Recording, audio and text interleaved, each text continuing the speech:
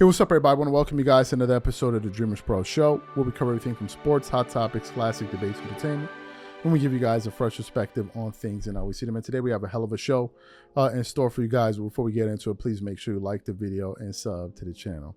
Today we got another ridiculous show in store for you guys. Let's just get into today's topic. So as you guys know, Shannon Sharpe usually makes guest appearances on ESPN ESPN First Take 2 times a week, which are Mondays and Tuesdays. You'll see him there at other times, but generally that's what he's there. And when he's there, he's usually talking about 2 things, the NFL or the NBA. Now, what do we know about Shannon Sharpe? Obviously, he's a former professional NFL player. He's in the Hall of Fame, all of that. He has his podcast and all of that. But what do we know about Shannon dating all the way back to Undisputed? We know that Shannon Sharpe is one of the biggest, most ridiculous, most obnoxious LeBron James supporters. He supports LeBron in ways I can't even understand.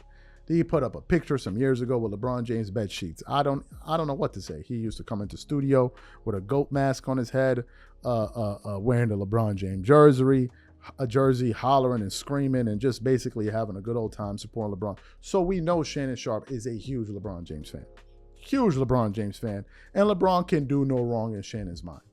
And you will seldom see Shannon Sharpe criticize LeBron. And whenever he does, it's like breaking news. Like the time when he got on LeBron after he made the Miami Heat comments, he would have been the same LeBron he was, and he got mad. And then all of a sudden, the machine started kicking in on him and had to correct him, like, what's wrong with you? How dare you? And all that. But we know Shannon Sharpe is a LeBron guy. So it's one of the reasons I was amused at a recent heated back and forth that took place yesterday on ESPN with a panel of Stephen A. Smith, Dan Orlowski, Shannon Sharpe, and Molly Cameron, when they were talking about the New York Jets, who has a new quarterback in Aaron Rodgers, which a team apparently has been playing any well. So they posed a question in terms of which team had a worse loss. I think it was the Bills or the Jets. And then Dan Orlowski starts talking, and then Shannon Sharpe starts, he's waiting, and he gets fired up. And then he starts going off, and then at one point he goes, call it like it is. You're afraid to say it because you don't want to lose relationships. And I'm looking at him like, is this the guy, the Clutch Sports guy? Is this Shannon Sharpe? This cannot be the same Shannon Sharpe we're talking about. But before we even get into this ridiculous exchange yesterday, today's video is brought to you by our sponsor, PrizePicks, which is the largest daily fantasy sports platform in North America. PrizePicks is America's #1 daily fantasy sports app with over 5 million active members. PrizePicks makes it easy to get real money action on sports and players you love. Pick more or less on 2 or more players in any sport to win up to 100 times your entry fee. For example, here's a possible winning player projection lineup: Tyreek Hill for more than 90 receiving yards and Dak Prescott for more than 263 passing yards, Josh Allen for less than 240 passing yards, and CB Lamb for more than 96 receiving yards. And if you're like me and you want to play safe, you will love the new features PrizePicks invented: Flex Plays. Flex Pays are the safest way to play PrizePicks. You can still make a profit or win some money back even if a couple of your picks don't hit. On top of this, PrizePicks puts their members first, so all withdrawals are fast, safe, and secure. When my picks hit, I can get my money in as quick as 15 minutes. So download the PrizePicks app today and use code CLNS to get $50 instantly when you play $5. That's code CLNS on PrizePicks to get $50 instantly when you play $5. You don't even need to win to receive the $50 bonus. It's guaranteed. And remember, whenever you support this sponsor, you're supporting this channel.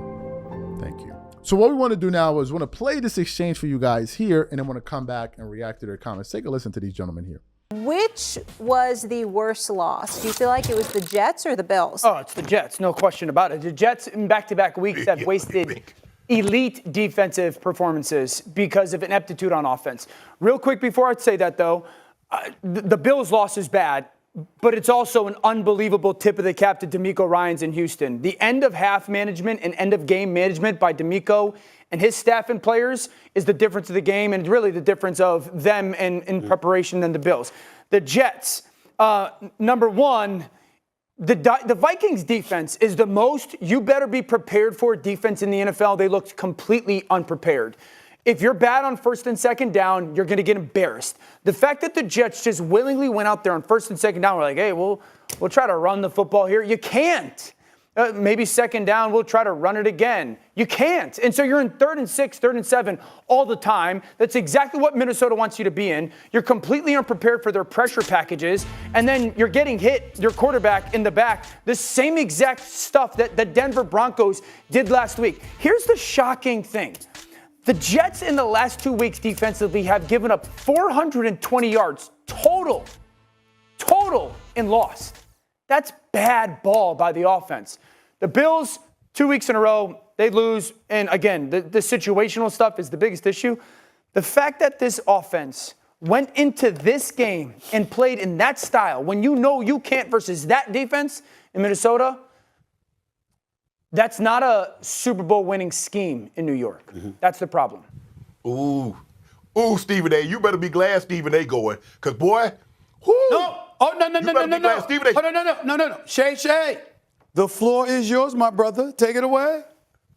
Whoa. Hey, Stephen A., you notice how he says the offense? Now, I was told that they were bringing a guy in. The offense was inept when they had Zach Wilson. The offense was inept when they had Mike White. It was inept when they had Joe Flacco. It was inept when they had Sam Darnold. I was told by somebody that played the position up here that they're bringing a guy in. Now, they're losing. Why are they losing, D.O.? Because you keep saying the inept offense. Talk about the quarterback play. 3 interceptions again. 53% completion percentage last week. 57 this week. Nah, I'm not going to let you blame it on the offense because you didn't blame the offense when they had those other quarterbacks. You blame the quarterback. But you want to stay in good graces and you won't call Aaron Rodgers out. He's playing awful. You know it. Everybody in New York knows it, and everybody around the NFL knows it. He's playing terrible. Call it like you see it. Hold on.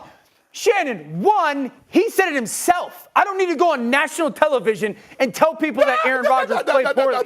No. There is a way that you have to play Minnesota. First of all, I never blamed the quarterbacks in New York. I always blamed the situation. I'm the guy who tries to put context on performances. I'm not telling anybody that Aaron has played well the past 2 weeks.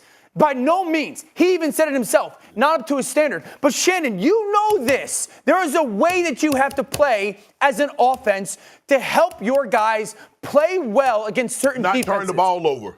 No question. So the pick six, the ball over. The pick six, 100%. That is a predictable pick six. He ran the triple slants. Van Ginkel knew it. The second interception, he forces the ball down the field to Lazard. I'm not telling anybody Aaron's playing well, but it's also not my job to go on national television and talk about a Hall of Fame quarterback when I was a backup quarterback and say that he stinks. Whoa, yes, he's part of the situation. Stephen A. You're a Hall of Famer. You could do that.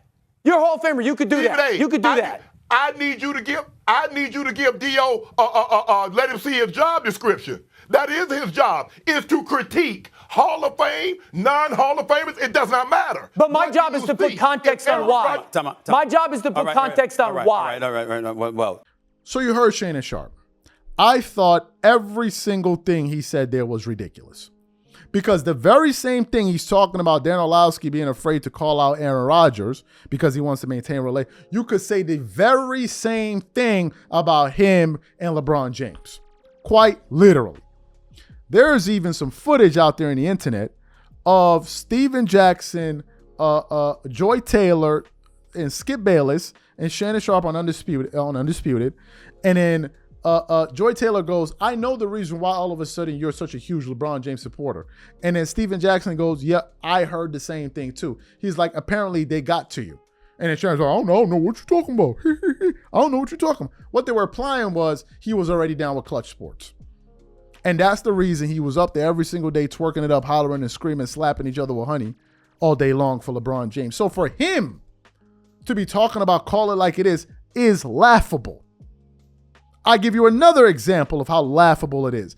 It is. 2 years ago when they signed Russell Westbrook, when they had the debacle of a season, they spent him, Skip, the rest of the media, all year long blaming Russell Westbrook. That's all they did. You could barely find any footage of Shannon Sharpe blaming LeBron. You could barely find it. Shannon is a part of the media group that's amongst the people that are always making excuses for LeBron. Always. Because he doesn't want to ruin that relationship. because he knows if he calls it like he sees it, he might unfollow you on Instagram the way he did Kendrick Perkins for keeping it funky. He knows that. So for him to be calling out Dan Orlovsky, I'm like, bro, this is you for Clutch Sports and LeBron James. This is you. Quite literally. And everybody knows it. That's the reason why you see some debates between himself and Stephen A. Smith when you see Shannon Sharpe try to show some level of objectivity, and you'll see Stephen A. Smith go, wow, I'm shocked coming from you. Why do you think he's saying that? So I thought it was pretty rich. Listen to Shannon Sharpe sit up there talk about you want to preserve relationship. Let Shannon Sharpe go 2 weeks, 2 weeks on TV where he's keeping it real about LeBron James, and I guarantee you LeBron will cut his ass off. That will be the end of it. That'll be the end of it. So these are my thoughts. As he was going off on that, I was just thinking about that. I'm like, yo, bro, cut it out, man. Like, you're one of the people, you're one of the worst when it comes to that. So what I want to know from you guys, what do you think about our analysis? Whatever you guys think, please leave your thoughts and comments in the comment section, and we catch you guys on the next show. Peace.